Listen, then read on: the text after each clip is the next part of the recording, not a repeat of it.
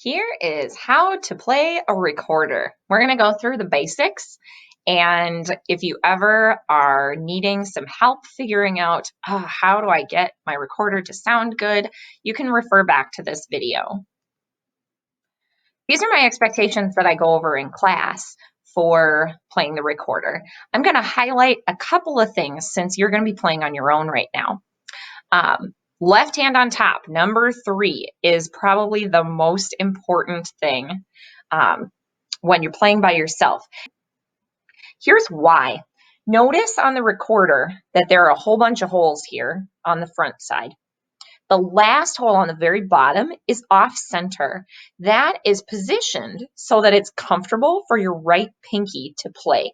We won't be learning that note for a while, but that's where it needs to be when we do learn it. And if you had your left hand on the bottom, you would have to reach really far and your pinky's kind of short. So the recorder is built to keep your left hand on top. Also, do the best with correct technique. You will squeak sometimes. It's going to be okay. Just try what you can. We'll figure it out together. So there are 3 main parts to a recorder. You have the mouthpiece, which is the piece you put in your mouth. Makes sense, right? Then the body of the recorder, which is the longer part with all these holes here. And then at the end, there's a bell, and it kind of flares out in a bell shape. What you're going to want to do is when you put your thumb and your fingers on your recorder, you're going to cover up the holes. And you want to, when you push down a little bit and then you lift up, you should have little circles on the squishy part, the fingerprint part of your finger. That tells you that you have covered up the hole all the way and that you won't squeak when you're playing a note. So let's try this. There's one hole on the back of the body. Put your left thumb on that one. Then put your pointer finger on the hole on the front, right across from your thumb. Then second finger, I'm going to call this finger 2, your tall man, on the next hole down. And then your ring finger, finger 3, on the next one down after that. Your pinky just kind of floats here in space. Put your right hand on the bell for right now. We're not going to use it for a little while, but this way it helps you balance, which helps prevent squeaks. All right, so here I am. I'm going to push down a little bit, lift up, check. See the circles on the pads of my fingers? That means I should be good. Good recorder air. You don't want to blow too hard. You don't want to blow too gently. You want to blow just right, kind of like Goldilocks air. Here's some examples. Cooling off a spoon of soup is one way. So imagine you have a spoon of soup and you want to cool it off, but you don't want to blow the soup off the spoon. But you want it to actually cool off, so you don't want to blow too gentle because that's not going to do anything. Here's another way. Imagine you have a bubble wand and you're going to blow up a bubble. You want it to be strong enough to blow a bubble, but not so strong that it'll pop. That'd be too much. Nice in between. Another way to think of it is fogging up a mirror. So take your hand and go like this. Feel that you have nice, slow, warm air hitting your hand. That slower air and warmer air is the kind of air you need.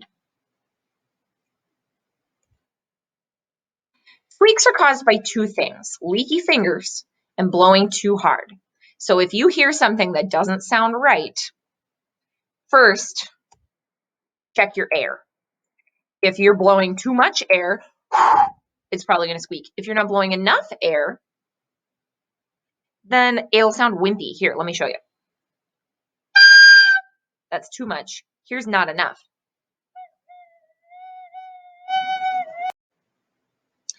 So if you know that your air is okay, then check your fingers. If your fingers are not pressed down a little bit, or maybe they're not quite in the right position, I'm pressing down, but you can see the edges of the holes there. then you probably end up squeaking and it won't sound the way that you want it to. So first, check your air. Second, check your fingers. Let's start with some notes. This note is on the second line. We know that this note is G. That's just something that we memorize.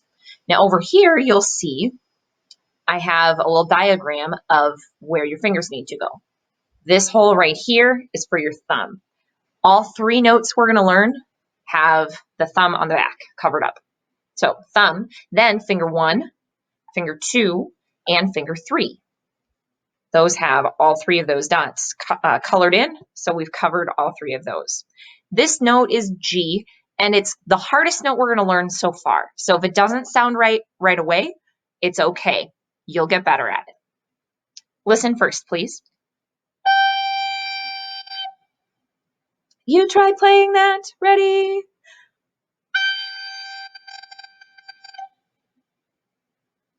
Okay, let's try playing it again. If something didn't work, think about it. Check your air and check your fingers.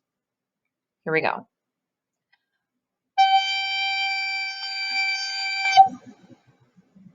So far, so good, I hope.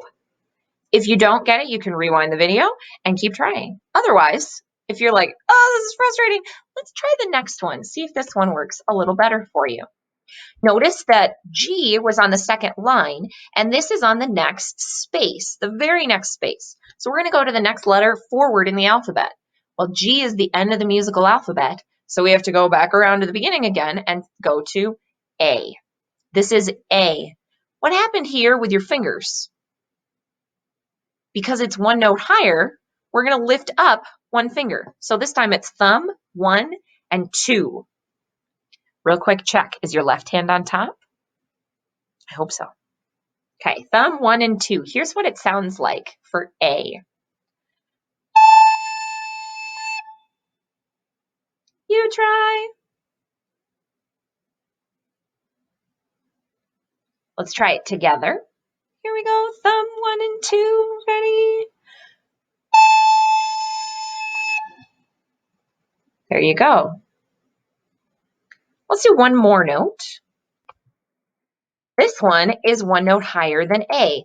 A was on the second space. Now we're going up to the third line. Because it goes from a space to a line, it's going up to the very next letter and to the next pitch. The next letter after A is B. For now, this is the only note we will know that is upside down, is B. So that might help too. B is thumb and 1. That's it. Thumb, 1. Here we go. Or if you were at A, you could just pick up your second finger and leave the other ones down. Here we go. I'll play first. You give it a try. Let's try it together. Here we go.